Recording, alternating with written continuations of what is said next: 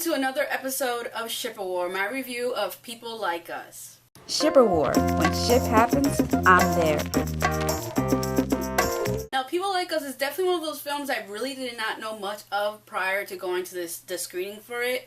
I did watch the trailer before going to the theater, but I was debating to see this movie, and I'm glad that for whatever reason I had this gut feeling in my stomach that, you know what, I need to go see this movie because it could end up being a really good film that I may end up missing out on the opportunity to see for myself that this movie is actually worth seeing. And I'm so glad that I did because this film was incredible.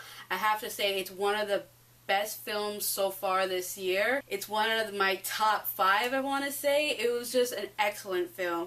Now, this movie stars a lot of great people. It has Chris Pine, which I know people are very wary about him because they always say he always plays the same character. I have to say, yeah, he had that same persona in this movie, but at the same time, he had a lot of scenes in the film that really helped show him as an actor, and so you have to give him really big props for that. There's also Elizabeth Banks, which I have to say she owned this film. Like, she had some of the most incredible scenes in this movie, hands down.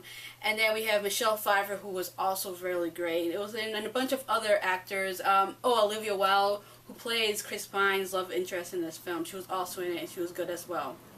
This movie is a very heartfelt film. I probably cried at least 3 times during it.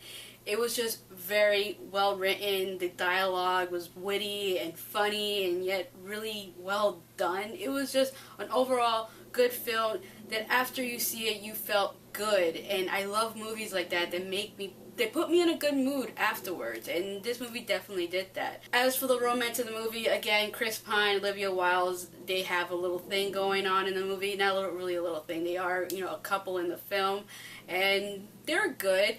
But I know by going by the trailer, and there's some particular things in the movie that you may get this, opinion that there's a possibility that something may happen between Chris Pine and Elizabeth Banks' character, which is kind of weird because if you've seen the trailer or know anything about the movie or the premise of the story, they actually play brothers and sisters, but Elizabeth Banks' character doesn't know that Chris Pine is her brother. So there's a little bit of incest applied, but there's nothing I can say that really goes there.